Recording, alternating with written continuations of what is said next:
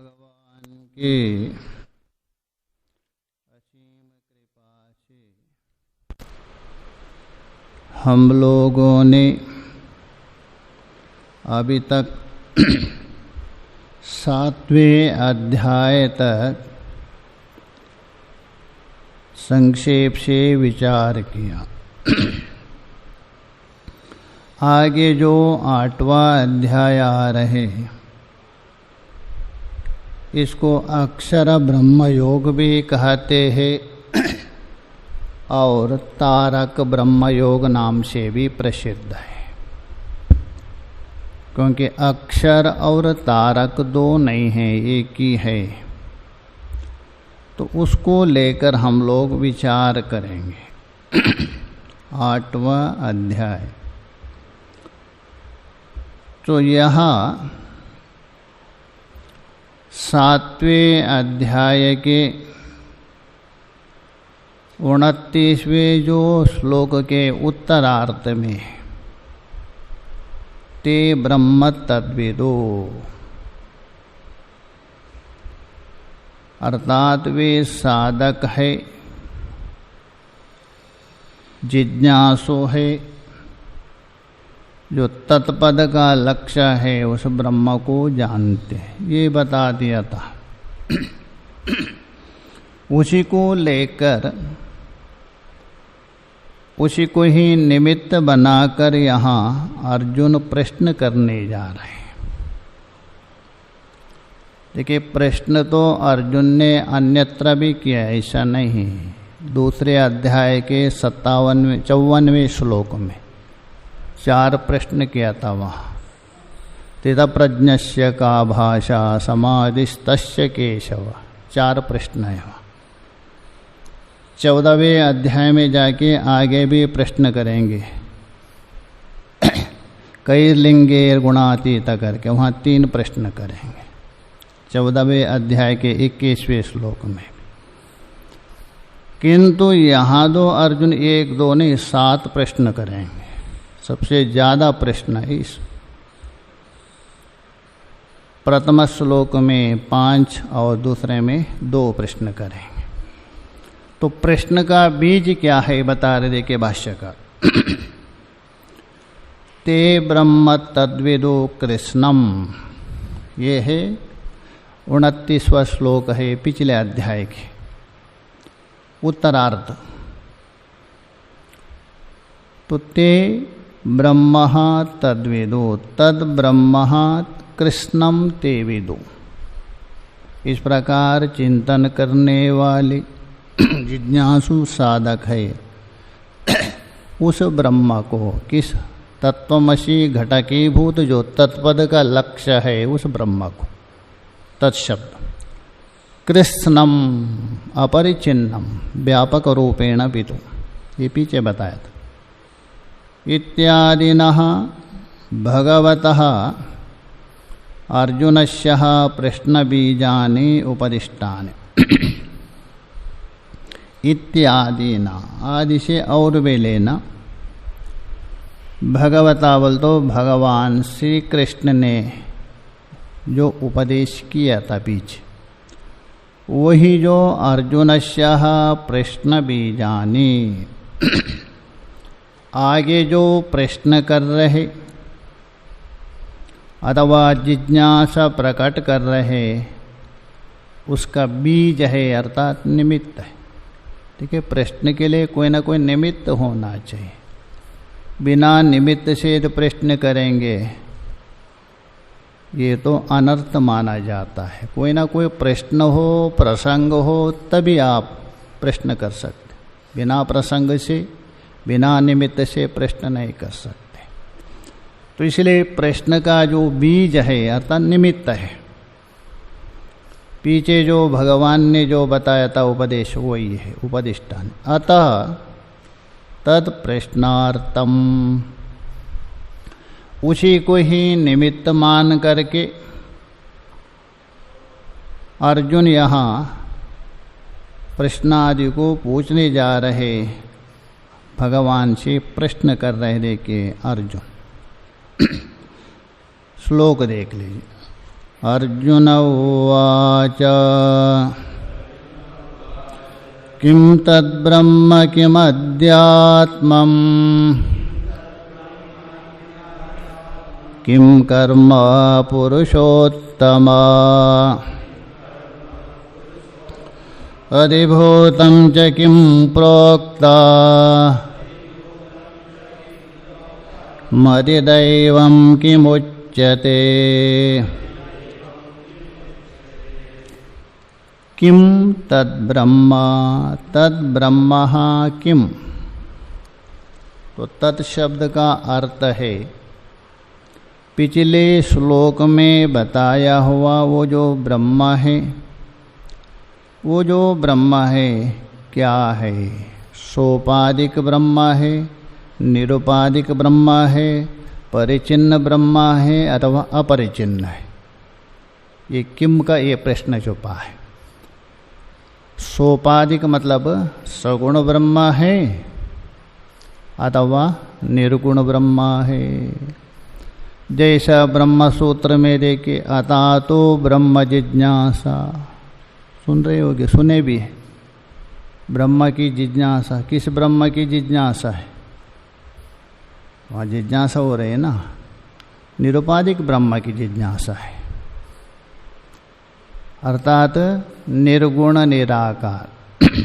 देखिए ब्रह्म तो यद्यपि एक ही है, दो है नहीं, किंतु जिज्ञासु साधकों को समझाने के लिए, जिज्ञासुओं को बोध करवाने के लिए शास्त्र और महापुरुषों ने उसी को ही 3 भाग में विभक्त करके समझा दिया है। एक तो निर्गुण निराकार है, उसी को ही अक्षर ब्रह्म कहा दिया है। बृहदारण्यक में अक्षर ब्राह्मण में गार्गी ने प्रश्न किया था याज्ञवल्क्य से, वो अक्षर ब्रह्म है।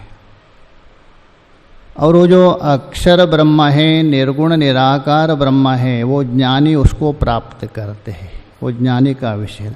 श्रवण मनन निधिध्यासन के द्वारा उसको जानते हैं। दूसरा ब्रह्म है कारण ब्रह्म कहते हैं। कारण कौन है? जगत का अविद्या माया, उसके साथ तादात्म्य हुआ शबल ब्रह्म, माया विशिष्ट ब्रह्म, एक ही अर्थ है, अथवा ईश्वर कहिए, ये है कारण ब्रह्म। ये कारण ब्रह्म में हम सभी लोग जाते, अभी नहीं, कुछ समय के बाद, महिमना और भोजन के बाद रात्रि में सभी जाते हैं कारण ब्रह्म में। सदा सौम्य सदा संपन्नो भवति, छांदोग्य में आहरहर गच्छन्ति, छांदोग्य में हर दिन में जा रहे, किसमें? कारण ब्रह्म में।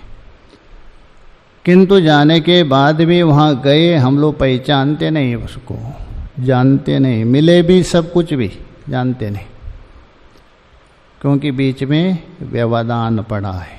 कौन? कारण, अविद्या रूप पर्दा है, वो दर्शन करने नहीं दे रहे, इसलिए पता नहीं हम कहाँ गए थे, कहाँ से आ रहे। अजातशत्रु ने यही प्रश्न किया था, यह कारण ब्रह्म है। तीसरा है उसी कारण ब्रह्म से तस्माद् वा ये तस्माद् आत्मनः आकाश संभूतः, तैतरीय में बता दिया।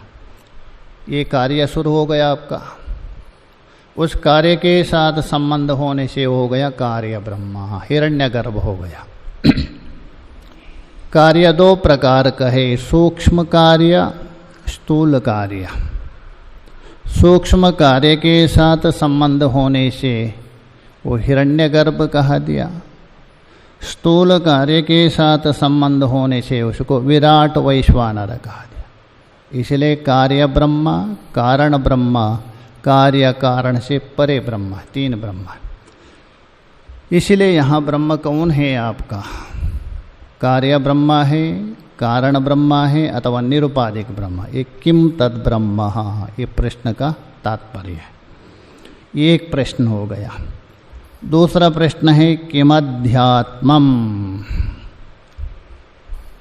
आत्मानम, यह आत्मा शब्द से मुख्य आत्मा नहीं लेना और गौणात्मा भी नहीं लेना, मिथ्या आत्मा लेना। मुख्य आत्मा है शोधित त्वमपद है और गौणात्मा है पुत्र आदि, ये नहीं लेना। यहाँ आत्मा न बोल तो मिथ्या आत्मा न कहूँ देह इंद्रियादि। देहम इंद्रियम प्रत्यगात्मतया प्रवृत्तम परमार्थ ब्रह्म अवसान वस्तु। शरीर और इंद्रियादियों के सहित जिसमें प्रकाश रूप से विद्यमान है वही आध्यात्मिक कहते। आत्मा शब्द से शरीर और इंद्रिय, उनको अधिकार करके उनका जो अधिष्ठान रूप से, उनका प्रकाश रूप से जो विद्यमान है वो आध्यात्म है। तो प्रश्न कर रहे किम आध्यात्मम, अर्थात ये इंद्रिय समूह हमें, ये शरीर है पूरा, ये आध्यात्मिक कहते। यही प्रश्न ज्योतिर्ब्राह्मण में याज्ञवल्क्य ने, अर्थात याज्ञवल्क्य से राजा जनक ने भी किया, कतमो आत्मा करके वहाँ प्रश्न किया था। तो उसी प्रकार अर्जुन भी यही प्रश्न कर रहे। ये जो कार्यकरण संगात है हमारा, सबसे बाहर शरीर है, इंद्रिया है, प्राण है, मन है, बुद्धि है, एक प्रत्यगात्मा चेतन है। इसमें अध्यात्म कौन है, चेतन कौन है, ये प्रश्न है। किम अध्यात्म का मतलब क्या इंद्रिय समूह है अथवा प्रत्येक चेतना है आध्यात्मिक, ये प्रश्न दूसरा। पुरुषोत्तम है, संबोधन है, ये संबोधन है। हाँ, किम कर्म, तीसरा प्रश्न, ये कर्म क्या है। कर्म क्या का मतलब यज्ञ रूप कर्म है अथवा उससे अतिरिक्त कर्म है। कर्म दो है, एक वैदिक कर्म, एक लौकिक कर्म। वैदिक कर्म हो गया यज्ञादि, लौकिक कर्म हो गया स्वाभाविक कर्म, व्यापार करना, कमाना, खाना, ये स्वाभाविक कर्म। इसीलिए यहाँ किम कर्म, किसको कर्म कहते, ये तीसरा प्रश्न हो गया। पुरुषोत्तम, यहाँ पुरुषोत्तम शब्द क्यों प्रयोग किया। विचारकों ने ये विचार किया है, बीच में भगवान दिया नहीं है, विचारकों का है, चिंतन होता है। जहाँ रवि नहीं पहुँचे वहाँ कवि पहुँचता है। कवि मतलब कविता लिखने वाला नहीं, कवयो क्रांत दर्शया, विचारक। तो पुरुषोत्तम क्यों शब्द प्रयोग किया। तो भगवान कह सकते हैं अरे आपके जैसा मैं भी एक व्यक्ति हूँ, मेरे से क्यों प्रश्न करते हो। तो अर्जुन बता रहा नहीं नहीं, हमारे जैसा आप भी क्या है, पुरुष है, किंतु आप उत्तम पुरुष है, सबसे श्रेष्ठ पुरुष है, इसलिए पुरुषोत्तम। तो पुरुषोत्तम, उत्तम पुरुष, पुरुषोत्तम। तीन प्रश्न हो गया आपका। हे पुरुषोत्तम, ये ब्रह्म क्या है, आध्यात्मिक क्या है और कर्म क्या है, उसके विषय में आप मुझे बता दीजिए। अधिभूतम च किम प्रोक्तम, और ये जो अधिभूत है ये क्या कहा है। पृथ्वी आदि विकार यत्किंचित अधिभूतिक है अथवा यावत कार्य मात्र अधिभूति। भूतों का जो विकार होता है, भूतों का जो कार्य है वो अधिभौतिक कहते। भूत तो आपके पंचभूत है, उस पंचभूतों का यत्किंचित कार्य है अथवा यावत कार्य है, तो अधिभूत के विषय में भी आप मुझे बता दीजिए। तो अधिभूतम च किम प्रोक्तम, अधिभूत क्या कहा गया है? अधिदैवम किमुच्यते, और अधिदैविक है वो किसको कहते हैं? मतलब उसके विषय में भी आप मुझे बता दीजिए, अधिदैविक तत्व क्या है? ये हो गया आपका यहाँ तक 5 प्रश्न हो गया। प्रथम श्लोक में 5 प्रश्न हो गया। दूसरे श्लोक में 2 प्रश्न कर रहे, देखिए आगे का श्लोक देखिए। अधियज्ञ कथं कोत्र देहेऽस्मिन् मधुसूदन प्रयाणकाले च कथं ज्ञेयोऽसि नियतात्मभिः।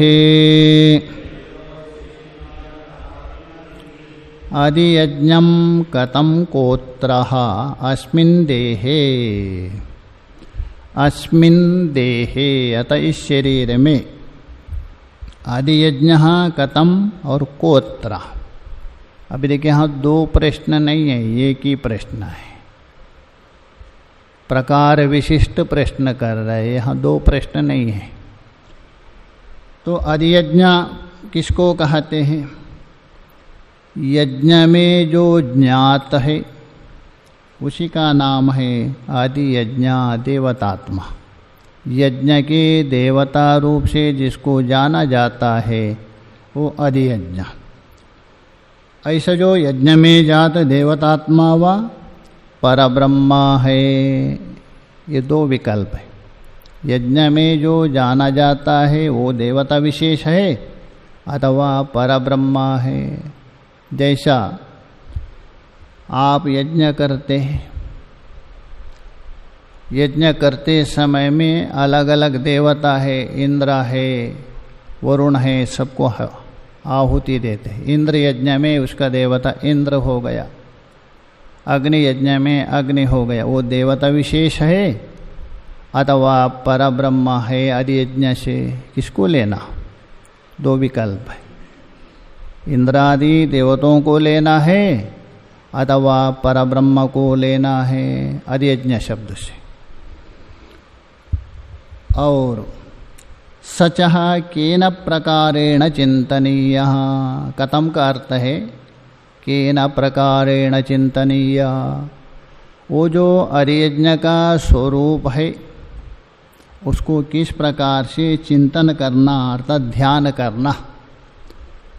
क्या भेदाभेद रूप से चिंतन करना अथवा बिल्कुल अभेद रूप से चिंतन करना, ये कथम का अर्थ है। अधियज्ञ, पहले अधियज्ञ किसको कहते? देवता विशेष है अथवा परब्रह्मा है। और उसके चिंतन कैसा करे? क्या भेदाभेद रूप से चिंतन करे अथवा अभेद रूप से चिंतन करे? 2 होता है ना, एक भेदाभेद एक अभेद। अत्यंत अभेद थे। सर्वता चाहे तो कोई भी हो, है वो क्या चीज़ है, वो अधियज्ञ क्या है। मतलब यहाँ एक प्रश्न में 2 अर्थ है। एक अधियज्ञ का स्वरूप क्या है और अधियज्ञ में जो विद्यमान जो भी है उसका चिंतन कैसा करे, ये एक प्रश्न है। प्रकार विशेष 2 नहीं, वही बोल रहे। अधियज्ञ कथम कोत्रा देहेस्मिन् मधुसूदन, इसी शरीर में ही मधुसूदन, बाहर नहीं, इसी शरीर में ही है। अस्मिन् देहे, अतः इसी शरीर में। हे मधुसूदन, मधु मतलब मधु नाम का राक्षस को सूदनाद मर्दनाद इति मधुसूदन। अथवा मधु कहते हैं, बृहदारण्यक उपनिषद आप लोगों ने सुना होगा, मधु विद्या नाम का, मधु ब्राह्मण आता है। छांदोग्य में भी आया है, किंतु छांदोग्य का मधु विद्या बृहदारण्य के मधु विद्या में दिन रात्रि के अंतर है। असो वै आदित्यादेव मधु, छांदोग्य में बोल रहे, ये उपासना है। और बृहदारण्य के मधु विद्या आ गए, दद्यंग ऋषि आदि ने बताया ब्रह्म विद्या है। इसलिए मधु मतलब ब्रह्म विद्या, उससे सूदन, अर्थात उसके द्वारा ही जाना जाता है और उसको जानने के लिए कोई रास्ता, इसलिए आप मधुसूदन है। या तो मधु नाम का राक्षस को मारने वाले, अथवा ब्रह्म विद्या के द्वारा ही आपको जाना जाता है, हे मधुसूदन। यहाँ तक हो गया आपका 6वां प्रश्न हो गया। 7वां प्रश्न पूछ रहे, देखिए। प्रयाण काले च कथम ज्ञेयोषि नियतात्मभि नियतः संयमितः आत्मा अंतःकरणः। जो संयमित चित्त वाले, एकाग्र चित्त वाले योगियों के द्वारा, साधकों के द्वारा मरण काल में, प्रयाण काले, प्रयाण का मतलब मरण, हम यात्री बन के आए हैं ना यहाँ, प्रयाण तो करना ही पड़ेगा, टिकने तो नहीं देंगे। 100 साल के यात्री बस, हाँ थोड़ा आगे होगा पीछे होगा अलग बात है, 100 साल के यात्री। उस प्रयाण काल में अथवा मरण काल में कथम ज्ञेयोषि, किस प्रकार जाने जा सकते हैं, किनके द्वारा, नियतात्मभि, संयमित चित्त वाले, एकाग्र चित्त वाले जो साधक है, योगी जन है, उनके द्वारा आप मरण काल में किस प्रकार जाने जा सकते हैं, अर्थात वो आपको किस प्रकार जानते हैं, कैसे जानते हैं, ये तात्पर्य। यहाँ तक आपके 7 प्रश्न हो गया। प्रथम श्लोक में 5 प्रश्न, दूसरे श्लोक में 2 प्रश्न। अभी एक एक उत्तर देने जा रहे थे कि भगवान, येषां प्रश्नानां यथाक्रमं निर्णयायः, इन प्रश्नों का यतः क्रम, यथा क्रम बोल तो क्रमम अनुलंघ्य, क्रमों को उल्लंघन ना करते हुए, कभी कभी क्रम का उल्लंघन किया जाता है। पंचाग्नि विद्या देखिए, वहाँ 5वां प्रश्न पूछा था, 5वें आहुति के द्वारा दिया हुआ जो पुरुष संज्ञा को प्राप्त हो, 5वां प्रश्न है, उत्तर पहले दिया वहाँ प्रश्न का व्यतिक्रमण किया है छांदोग्य में, किंतु यहाँ व्यतिक्रमण नहीं कर रहे क्रम से, इसलिए बोल रहे यतः क्रमम निर्णयाया, जो प्रश्नों को क्रम से निर्णय करने के लिए अर्थात उत्तर देने के लिए भगवान बोल रहे। इसमें 3 प्रश्नों का उत्तर देंगे भगवान एक ही श्लोक में। पहले ब्रह्म के विषय में प्रश्न किया था, दूसरा आध्यात्मिक को लेके प्रश्न किया था, तीसरा कर्म को लेके प्रश्न किया था। ये तीनों का उत्तर देंगे तीसरे श्लोक में। देखिए श्लोक भी तीसरा है और 3 प्रश्नों का उत्तर दे रहे हो, पहले 3 प्रश्नों का। तीसरा श्लोक देखिए, अक्षरं ब्रह्म परमं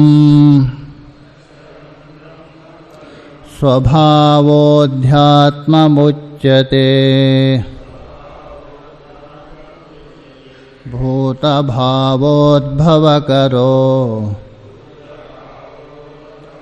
विसर्गः कर्मसंज्ञितः।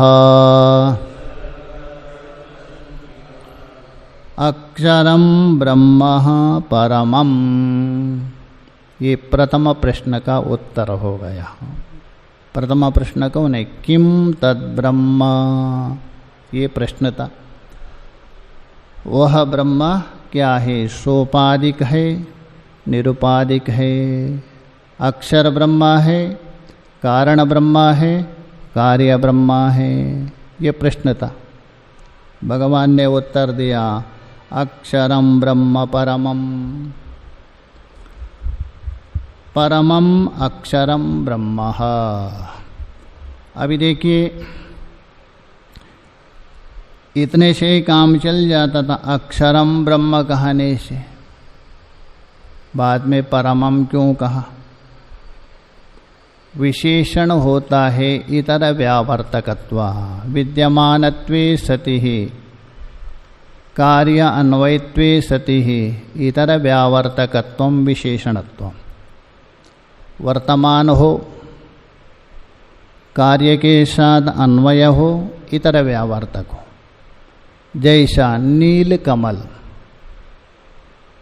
नील कमल, यहाँ दो पद है, एक नील और कमल। नीलंच तत् उत्पलंच, ये नील है विशेषण है, कमल है विशेष। अब ये नील लेके कमल के साथ विद्यमान भी है, वर्तमान रहता है। कमल का बोध होते समय रहेगा वो, वर्तमान भी। और कार्य अन्वयत्वे सति, नील विशिष्ट कमल अन्वय भी होता है। इतर व्यावर्तकत्वम, अन्य कमल को व्यावृत करता है, ये है विशेषण। किंतु उपाधि में थोड़ा अंतर है, विशेषण और उपाधि में अंतर माना जाता है। बाकी सब वही रहेगा, आगे पीछे का दोनों वही रहेगा, बीच में परिवर्तन हो गया। वहाँ भी वर्तमानत्वे सति कार्य अनन्वयित्वे सति, पहला कार्य अन्वयिता, ये इतर व्यावर्तकत्व। उपाधि भी यही करता है, वर्तमान भी है और कार्य के साथ अन्वय भी नहीं होता है, इतर व्यावर्तक। जैसा जीव साक्षी कहते हैं। किस चिड़िया का नाम है जीव साक्षी? जीव किसको कहते हैं, जीव साक्षी किसको कहते हैं? दो है ना आपके सामने। एक बार क्या है, बहुत साल पहले मंडलेश्वर जी बता रहे थे, कैलाश से पहले वाले, एक भागवत कर रहा था कोई पंजाब में, अच्छे भागवत। वहाँ किसी विषय में जीव और परमात्मा जीव साक्षी का प्रकरण आ गया, और भागवत के बाद क्या है, वो प्रश्नोत्तर रखे थे उन्होंने, कुछ समय प्रश्नोत्तर होते। तो उसमें एक माँ ने प्रश्न पूछा, ये जीव और जीव साक्षी किसको कहते हैं, ईश्वर और ईश्वर साक्षी किसको? बेचारा उसको पता ही नहीं, पढ़ा ही नहीं वेदांत। तो चुप कहा, माता जी रुक जाओ, बाद में समाधान। आता नहीं बोला बाद में दे, किंतु रुक जाओ। सब लोग गए, उसके बाद माता जी पूछे, आप बताओ, मुझे आता ही नहीं है, आप बताओ। माता जी ने कहा, मैंने सुना है ठीक से, मुझे भी पता नहीं। आपको यदि अच्छा जानना हो तो आप वेदांत पढ़िए, तभी समझ जाएंगे वेदांत की जो प्रक्रिया। तो इसलिए वहाँ जीव का अर्थ है अंतःकरण विशिष्टः जीवः, अंतःकरण से विशिष्ट हो जाता है। जहाँ अंतःकरण विशेषण बढ़ गया वो जीव होता है। अंतःकरण उपहितः जीव साक्षी। देखिए दोनों में एक विशेषण हो रहे, एक उपाधि पढ़ रहे, अर्थात अंतःकरण विशिष्ट जीव हुआ, त्वम पद का वाच्य हो गया वो, ये त्वम पद का वाच्य। और अंतःकरण उपहित जीव कहा दिया, ये त्वम पद का लक्ष्य, उसी का नाम है जीव साक्षी। लक्ष्य कहिए, साक्षी कहिए। अभी देखिए यहाँ जीव साक्षी का बोध हो रहे, वहाँ अंतःकरण उपाधि हो गए, विशेषण नहीं। वर्तमान भी है और जीव साक्षी का बोध होते समय उसका अन्वय भी नहीं हो रहा है, और ईश्वर साक्षी से अलग भी कर रहे, ये उपहित, ये अंतर है। इसलिए यहाँ भी परमम विशेषण दे रहे हैं। अक्षरम ब्रह्म कहने से छांदोग्य उपनिषद में ओमित्येतदक्षरम ब्रह्म, अथवा गीता में भी आया है, ये वाचक को बोल रहे, वाचक को, ओम को भी ब्रह्मा कहा दिया है उसको व्यावृत्त करने के लिए।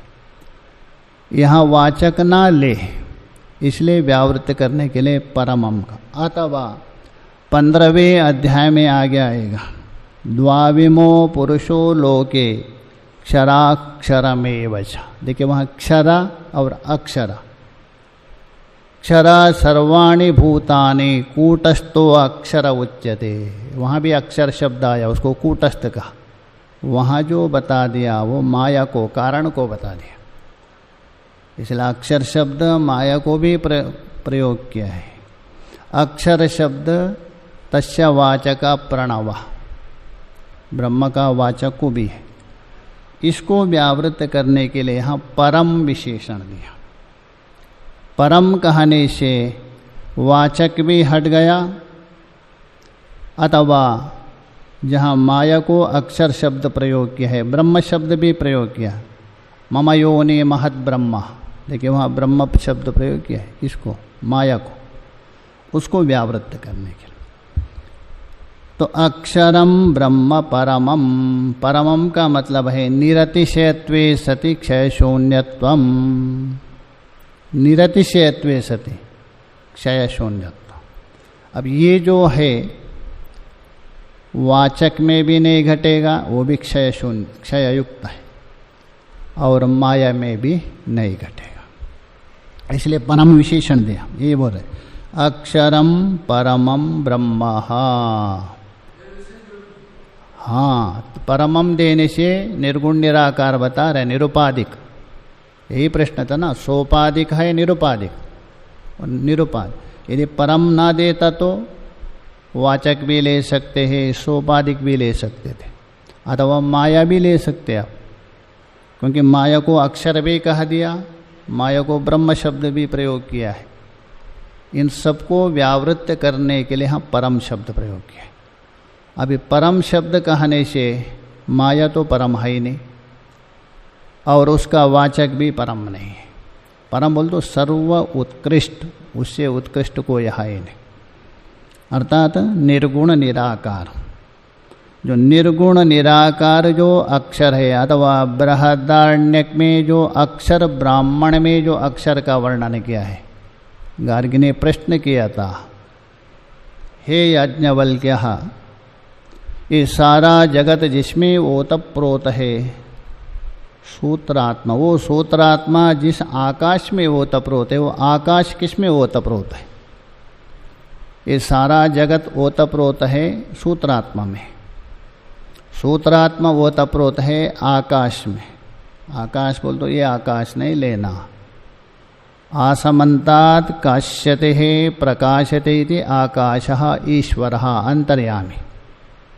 तो सूत्रात्मा किस में ओतप्रोत है? ईश्वर में, अंतर्यामी में। वो किस में ओतप्रोत है? अक्षर इति ही गार्गी। हे गार्गी, वो अक्षर है। तो अक्षर का क्या लक्षण है? वहाँ स्पष्ट बता रहा है, अनणु अरस्वम अदीर्घम। वो अणु भी नहीं है, महत्व भी नहीं है, रस्व भी नहीं है, दीर्घ भी नहीं, निषेध मुख से बताया है। वो अक्षर है, निर्गुण निराकार। गीता में देखना पड़े, 15वें अध्याय में जो अक्षर शब्द प्रयोग किया ना, वो है माया को प्रयोग किया है। कारण ब्रह्म भी नहीं, हाँ कारण ब्रह्म ले दो, माया को। इसलिए ना, द्वाविमो पुरुषो लोके क्षराक्षरमेव च। क्षरा सर्वाणि भूतानि कूटस्थो अक्षर वचन। क्षर मतलब हाँ कार्य, और क्षर कार्य है। अक्षर शब्द से कारण को कहा, माया को। भाष्यकार जी ने बोलते उसको अक्षर क्यों कहा? कार्य तो आपका दृष्टो नष्ट है, किंतु उसका जो कारण है अव्याकृत है, आपके प्रलय में भी नाश नहीं होता है, बस एक प्रलय में नाश होता है। 4 प्रलय में आत्यंतिक प्रलय उसमें नाश होता है। नित्य प्रलय, नैमित्तिक प्रलय, प्राकृत प्रलय, उसमें नष्ट नहीं होता है। वो जो अव्याकृत है तीनों में रहता। हाँ, आत्यंतिक बोल तो ज्ञान के बाद जो प्रलय है वो आत्यंतिक प्रलय, अन्यथा इसलिए उसको अक्षर कहा दिया। यहाँ जो अक्षर है ब्रह्म शब्द के परम शब्द दिया, तो ये अक्षरम ब्रह्म परमम, अतः निर्गुण निराकार है वही ब्रह्म है। स्वभावो आध्यात्म उच्यते, दूसरा प्रश्न का उत्तर है। स्वभावो आध्यात्म उच्यते का मतलब है ये स्वभाव क्या चीज़ है? स्वभाव का मतलब अपना स्वरूप लेना। यहाँ ये नहीं लेना जो स्वभाव है, जन्म जन्मांतर का संस्कार है, वो नहीं लेना। आपका वास्तव स्वभाव, आपका दो स्वभाव है, एक आगंतुक स्वभाव है, एक वास्तव स्वभाव है।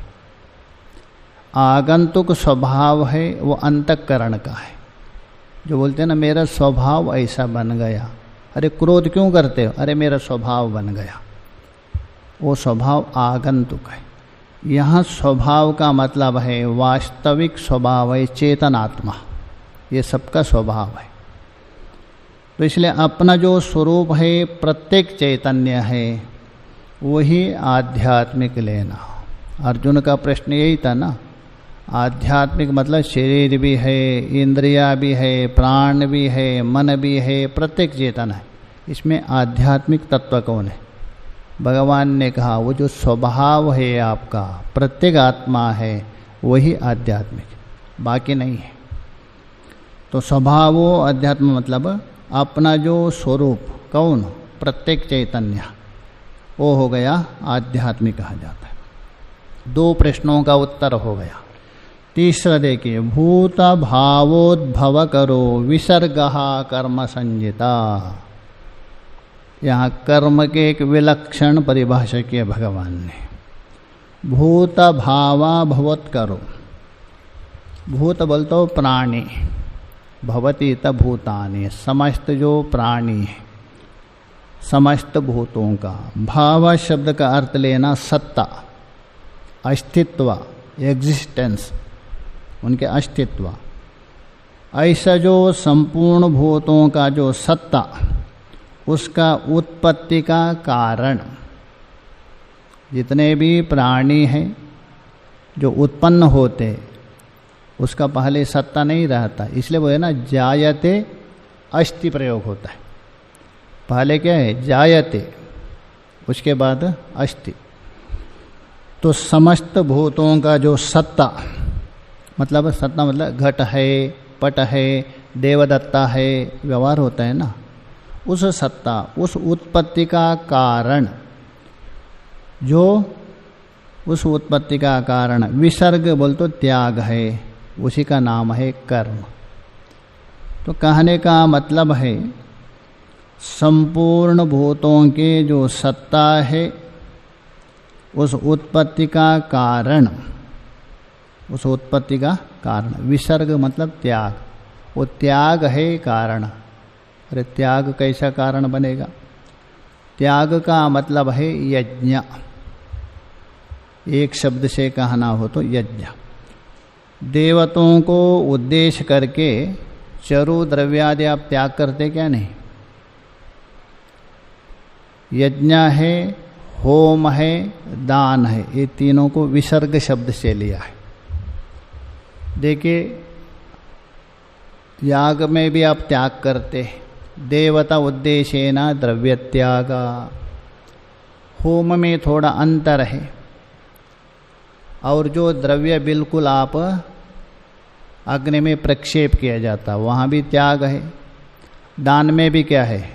दान का मतलब स्वसत्ता निवर्तकत्वे सति परसत्ता उत्पादकत्व, वहाँ भी त्याग कर रहे। ये तीनों त्याग शब्द से लेना, याग, होम और द्रव्य, दान, इससे ही सारे जगत की उत्पत्ति हो रही है।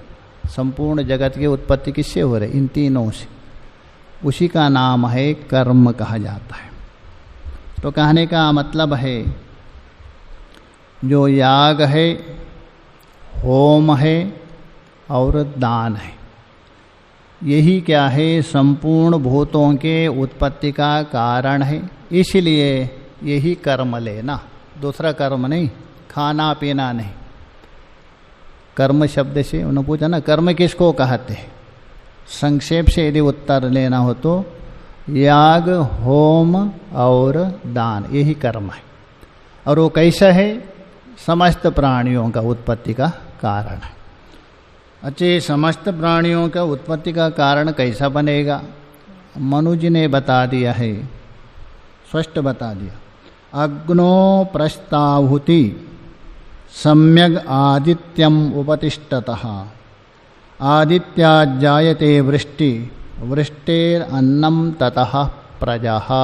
मनु जी बता रहे, अग्नि में आपने आहुति दिया, याग किया, होम किया, वो जो आहुति है अच्छे प्रकार से दिया, आदित्य में जाके सूक्ष्म रूप से रहेगा। आदित्य मतलब हिरण्यगर्भ।